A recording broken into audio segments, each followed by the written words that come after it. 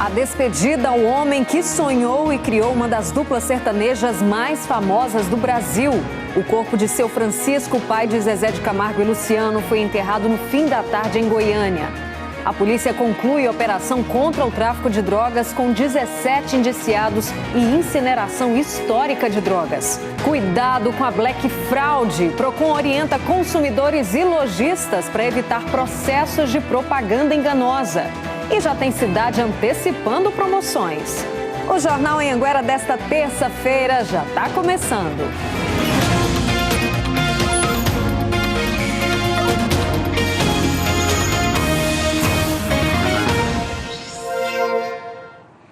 Boa noite, agora são 7h09. A polícia libertou um casal de idosos que era feito refém numa fazenda em Arenópolis. Adriano Regis está ao vivo com a gente. Boa noite para você, Adriano. Como é que foi essa história? Teve confronto com os sequestradores? Eles morreram? Boa noite, Rosane. Boa noite a todos. 3 suspeitos fizeram um casal de idosos reféns na fazenda onde eles moram, em Arenópolis, que fica a 280 quilômetros aqui da capital. Os suspeitos primeiro pediram uma chave para consertar o carro deles e depois água para beber. Nesse momento fizeram o fazendeiro e a mulher dele reféns e trancaram eles em um quarto da propriedade. A polícia recebeu várias denúncias, montou uma barreira policial na região. Nesse momento passou um veículo suspeito. O motorista chegou a jogar o carro para cima de uma das viaturas e eles atiraram também contra os policiais que revidaram. Com isso, os suspeitos foram atingidos e acabaram não resistindo aos ferimentos. Logo em seguida, as equipes encontraram os objetos dos idosos, os próprios idosos, trancados em um dos quartos, e 5 caminhões com gaiolas na propriedade que seriam utilizados para transportar 100 cabeças de gado que seriam roubadas. Rosane, as armas desses suspeitos também foram apreendidas. A mulher ficou muito tempo sem comer e também com sede, era diabética, precisou de atendimento médico e agora esse caso será investigado pela Polícia Civil de Iporá. Rosane. Que desespero. Obrigada, Adriano. E a polícia já ouviu o guarda civil metropolitano que matou a tiros um adolescente de 15 anos em Silvânia. No depoimento, que durou cerca de 2 horas, o guarda confessou o crime e aparentemente não teve motivo para matar. O guarda civil foi ouvido pelo delegado durante a manhã. Por questões de segurança, o depoimento, que durou cerca de 2 horas, foi colhido dentro do presídio. Primeiro ele confessou a autoria do crime, alegando ter sido o autor dos disparos que vitimou Fredson, no último dia 20. A motivação, ele alega que foi para proteger a sua arma. Bem confuso e reafirmando a linha da polícia, de que de fato não teve motivação aparente para a prática desse crime bárbaro. O delegado também ouviu testemunhas. Elas são fundamentais para a polícia entender o que de fato aconteceu na noite de sexta-feira, no bar onde o suspeito estava e por que ele atirou em direção ao grupo de adolescentes. O suspeito passou a noite em uma cela isolada no presídio de Silvânia.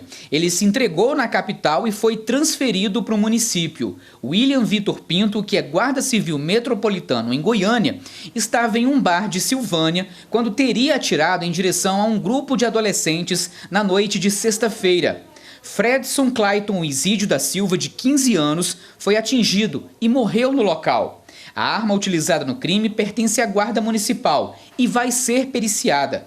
William vai ser indiciado por homicídio e 4 tentativas de homicídio.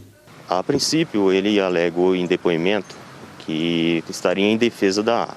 Então a gente vai procurar as provas, a filmagem que tiver, que possam realmente embasar essa alegação dele. O advogado da família do adolescente diz que o apelo dos pais é por justiça. Nós esperamos e temos certeza que a justiça vai ser cumprida nesse caso. E nós faremos de tudo para que isso aconteça. A Guarda Civil Metropolitana diz que só vai se manifestar quando ouvir a versão do servidor. E em Santo Antônio do Descoberto, no entorno de Brasília, a polícia concluiu uma operação policial que investigava o tráfico de drogas na região há meses. 17 pessoas foram indiciadas e teve a maior incineração de drogas da Polícia Civil. 5 toneladas de drogas incineradas, grande parte de maconha e skunk. a super maconha. A ação fez parte do encerramento da Operação Quinto Preceito da Polícia Civil, que começou em maio desse ano. Este trabalho significa o fim de uma jornada, de um ciclo de combate ao tráfico de drogas. Após a apreensão da droga, a prisão dos traficantes, agora nós temos a queima dessa substância entorpecente. Durante as investigações foram apreendidas 5 armas de fogo, registros de identidades falsas, R$120 mil em espécie e maquinários utilizados para preparar a droga. Em Santo Antônio do Descoberto, na região do entorno, foi preso nesta terça-feira um dos traficantes da quadrilha, responsável por comercializar porções consideradas de alto valor no mundo do tráfico. Algumas porções da droga custavam até R$5 mil. De acordo com as investigações, o homem comprava essas substâncias aqui em Goiás e repassava para o Distrito Federal e São Paulo. Ao todo, 17 pessoas foram indiciadas e um dos investigados continua foragido. Acaba representando para a gente a demonstração do combate efetivo, seja pela Polícia Civil, seja pelo Ministério Público, do combate ao tráfico de droga e a retirada desses entorpecentes ao consumo de usuários. Depois de 8 meses de investigação, a Polícia Civil de Rio Verde prendeu um homem suspeito de furtar lojas de todo o país. Ele foi preso ontem em Santo Antônio do Descoberto. Ao vivo, Fábio Lemen conta os detalhes pra gente. Conta pra gente, Fábio, só aí em Rio Verde, quantos furtos ele teria praticado? Boa noite pra você. Oi, Rosane, boa noite para você, para quem nos acompanha. Só aqui em Rio Verde são pelo menos 4 ações. Em todo o estado, pelo menos 10 ações, o que chegou pelo menos de informação para a Polícia Civil. Esse grupo, a suspeita da polícia é que agia em todo o estado, não só em Goiás, como também no país todo. Algumas imagens de câmeras de segurança foram divulgadas pela Polícia Civil, esse grupo agindo aqui em Rio Verde. Um homem arranca um celular do mostruário de uma loja, coloca no bolso e logo depois, em seguida, conversa com um outro homem que também estava na loja. A polícia suspeita que esse homem faz parte da quadrilha, inclusive já divulgou foto dele e também a identidade. Se trata de Ribamar do Nascimento Souza. Segundo a polícia, não são apenas esses dois, tem mais gente agindo nessa quadrilha por todo o país, principalmente aqui no estado de Goiás, como a gente vai ouvir nessa entrevista do delegado responsável por esse caso. Cumprindo o mandado de prisão e mandados de busca e apreensão na cidade de Santo Antônio do Descoberto, com a prisão de um desses autores. Este autor que, juntamente com outras pessoas, praticavam furtos em grandes lojas de estabelecimentos comerciais, e a Polícia Civil agora aprofundará as investigações no sentido de localizar os demais integrantes, bem como concluir as investigações apresentando o conjunto probatório ao Poder Judiciário. Bom, Rosane, esse homem vai responder por furto qualificado e também associação criminosa. Já sobre esse segundo participante, a polícia busca mais informações. Inclusive, divulgou 2 telefones para informações. É o 62 99862 9506 e também o telefone 197. Voltamos com você, Rosane. Obrigada, Fábio. Foi enterrado no fim da tarde o corpo de Francisco Camargo, pai dos cantores Zezé de Camargo e Luciano. A despedida do homem que criou uma das duplas sertanejas mais famosas do Brasil, é claro, foi com música e muita emoção.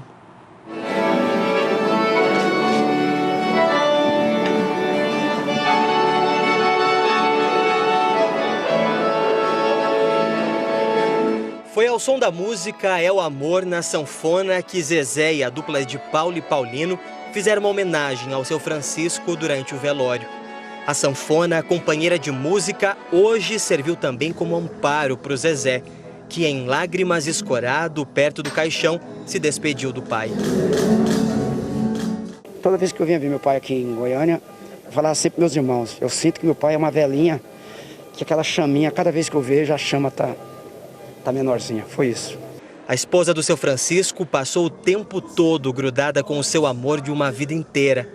A neta, a cantora Vanessa, também se despediu do avô, assim como dezenas de outros familiares. O cantor Luciano, filho do seu Francisco, não pôde acompanhar o velório porque está com a Covid-19. De acordo com a assessoria da dupla, ele está em casa em São Paulo, em contato com a família e muito abalado. A simpatia e a humildade do seu Francisco são lembradas pelos filhos. Deixou aqui uma lição para todos muito importante, né? Uma lição de luta, de batalha. Autoridades também acompanharam as despedidas. Entre elas, o governador de Goiás, Ronaldo Caiado, o prefeito de Goiânia, Iris Rezende, e o prefeito de Aparecida, Gustavo Mendanha. Muitos fãs se aglomeraram na entrada da capela e seguiram o cortejo com o corpo do seu Francisco. O enterro foi por volta das 5 da tarde e levou muita gente ao cemitério Jardim das Palmeiras. Seu Francisco morreu na noite de segunda-feira.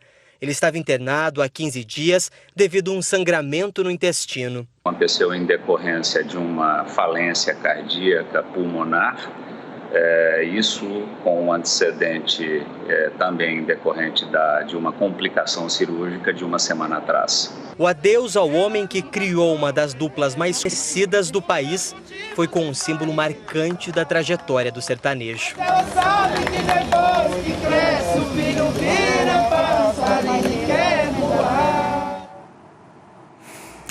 A seguir, tem cidade antecipando as promoções. Já dá para encontrar muitas ofertas por aí. Agora são 7h19, já a gente volta.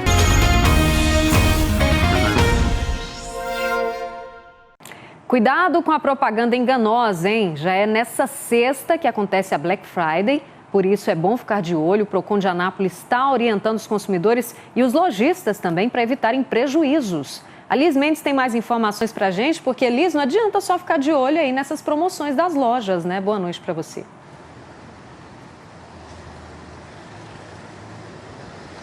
É isso mesmo, Rosane. Boa noite para você, boa noite a todos. O alerta do Procon é justamente para evitar que consumidores caiam nas propagandas enganosas e também que os fornecedores, no excesso de vontade de atrair um maior número de clientes, acabe fazendo ofertas que eles não dão conta de cumprir. Foi o que aconteceu com uma jovem aqui de Anápolis que viu uma promoção, uma super oferta de um celular lançamento de uma marca mundialmente conhecida em Goiânia, na loja autorizada pela marca. Só que quando ela chegou lá para pegar o celular que estava sendo ofertado por menos da metade do valor de mercado, o lojista não manteve a oferta, se recusou a vender o celular para a jovem e até humilhou a garota. Ela então registrou a ocorrência aqui em Anápolis, no Procon de Anápolis. E esse é o alerta do Procon. As pessoas não precisam ir até as lojas para poder registrar o local dessas lojas. Elas podem registrar no local onde elas moram e aí o fornecedor é que tem que mandar um representante até a cidade onde a reclamação foi registrada. Rosane? Obrigada, Liz. Olha, falando nela, tem cidade antecipando as promoções. Já dá para encontrar muitas ofertas por aí. Em Jataí mesmo, a movimentação no comércio aumentou. Mas a maioria está só batendo perna em busca de preço bom de verdade. Os anúncios de descontos não são a única estratégia para atrair o cliente. A decoração chamativa também está por toda parte. Chama muita atenção, é uma das estratégias que a gente usa e dá muito certo. Não é uma tradição que surgiu aqui no Brasil, mas ganhou o gosto dos brasileiros. Era para ser só numa sexta, por isso o nome Black Friday. Mas tem lojas com promoções já desde o início do mês. E quanto mais a sexta-feira se aproxima, mais aparecem plaquinhas como essa daqui pelo comércio, de esquenta para o grande dia de promoções. Até tem gente aproveitando as ofertas antecipadas, mas a maioria tá mesmo com o pé no freio. Tem que comprar umas coisas para casa, tem que ajudar minha mãe, sabe? Fazer umas coisas, tem que pagar a conta, ainda que eu tô devendo. Estou apertado, não posso gastar nada, estou desempregado e o esposo também. Eu estou com receio, porque meia pandemia, meia tantas modificações, eu estou segurando. Por enquanto, tem mais gente olhando do que gastando. E a expectativa dos comerciantes é de que essa pesquisa se transforme em compra na sexta-feira. A expectativa para a sexta é que aumente bastante o fluxo, né? Porque além das ofertas aumentarem, que aí vai aumentar a quantidade de ofertas em promoção. Então a gente espera aí um aumento muito grande no fluxo de clientes. Vamos mudar de assunto. Em Catalão, as lâmpadas dos postes vão ser trocadas. O município espera economizar 40% com a iluminação pública. Muitos postes espalhados em vários pontos de Catalão ficam assim, com a lâmpada ligada durante o dia. A justificativa é que o sensor que existe no equipamento está queimado e, por isso, ele não é acionado quando fica durante a luz. A Prefeitura de Catalão anunciou uma mudança no sistema de iluminação de toda a cidade. As lâmpadas serão trocadas por lâmpadas de LED, mais econômicas e mais duráveis. Serão trocadas 16 mil lâmpadas aqui em Catalão e também nos distritos de Santo Antônio do Rio Verde e Pires Belo. Com isso, a Prefeitura espera economizar cerca de 40% na iluminação pública. Nós vamos pagar toda essa obra de 15 milhões de reais praticamente com a economia que vai sobrar todo mês para nós fazermos isso. A obra para trocar as lâmpadas começa na semana que vem no distrito de Santo Antônio do Rio Verde. A expectativa é que esse trabalho seja concluído em 1 ano. As lâmpadas que serão retiradas vão ser levadas para os povoados de Olhos d'Água e Pedra Branca. E a seguir, o flagrante do acidente registrado por câmeras de segurança. A imagem é impressionante. Daqui a pouquinho eu te conto. Até já.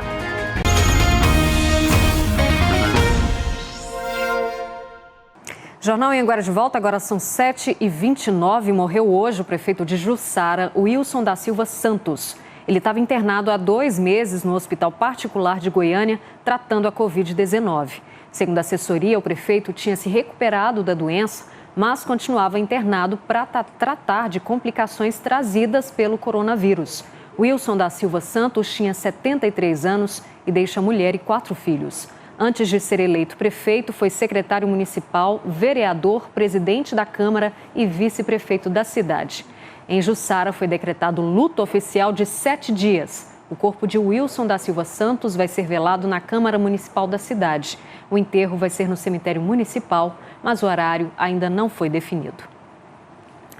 E em Bom Jesus de Goiás, a Polícia Militar Ambiental apreendeu mais de 30 aves que estavam prontas para serem comercializadas de forma irregular. 8 pessoas foram presas.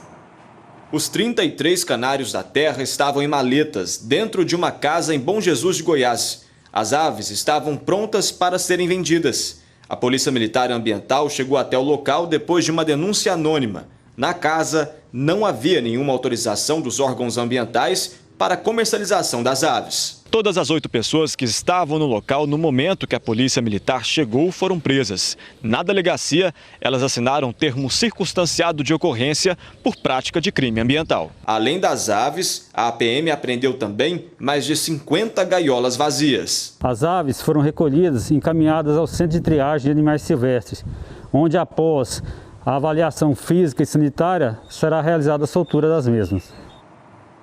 Agora olha o susto que passou uma idosa de 68 anos em Santo Antônio do Descoberto. O flagrante do acidente registrado por câmeras de segurança é impressionante. A mulher caminhava por uma rua da cidade quando de repente é atropelada e prensada entre 2 carros por uma motorista que, segundo informações, teria tido mal súbito ao volante. Apesar do susto, acredite, a idosa está bem. Ela está internada no hospital de Taguatinga com a perna quebrada, aguardando para fazer cirurgia. A família da motorista, que também foi levada para o hospital, diz que estão prestando todo o apoio à idosa e que a motorista ainda está bastante abalada com o que aconteceu. E termina na próxima sexta-feira a campanha nacional de vacinação contra a poliomielite. A vacina é aplicada em crianças de 1 a 4 anos. O Bruno Dourado está ao vivo com a gente para nos dar mais informações. Bruno, a campanha por aí conseguiu atingir a meta de vacinação? Boa noite para você.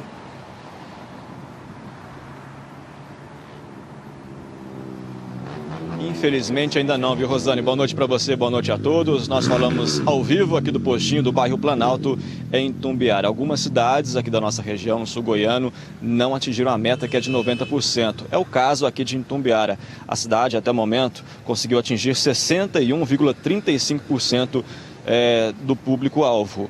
Morrinhos, aqui também na nossa região, atingiu 78,70% do público-alvo por lá já foi vacinado. Em Goiatuba, essa porcentagem caiu para 60%. Em todo o estado, a meta é vacinar 366 mil crianças, mas até agora, pouco mais de 231 mil foram vacinadas, o que representa 63% aí da cobertura vacinal. Então, atenção, pais e responsáveis de criança de 1 a 5 anos incompletos, atenção para essa vacina importante contra a poliomielite, doença que é grave e contagiosa, inclusive pode causar a paralisia, principalmente em crianças. Essa campanha é bastante importante, segue até a próxima sexta-feira. Então, se você, pai ou responsável de crianças nessa faixa de idade, ainda não levou seu filho para vacinar, procure um postinho mais perto da sua casa. A campanha segue até a próxima sexta-feira. Rosane, volto com você.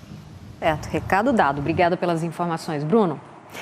Olha, a nossa imagem do dia não poderia ser outra. Nos despedimos do seu Francisco, não com tristeza, mas com a boa lembrança de um goiano batalhador que nunca desistiu do sonho de conseguir um futuro melhor para os filhos e para a família. Até amanhã.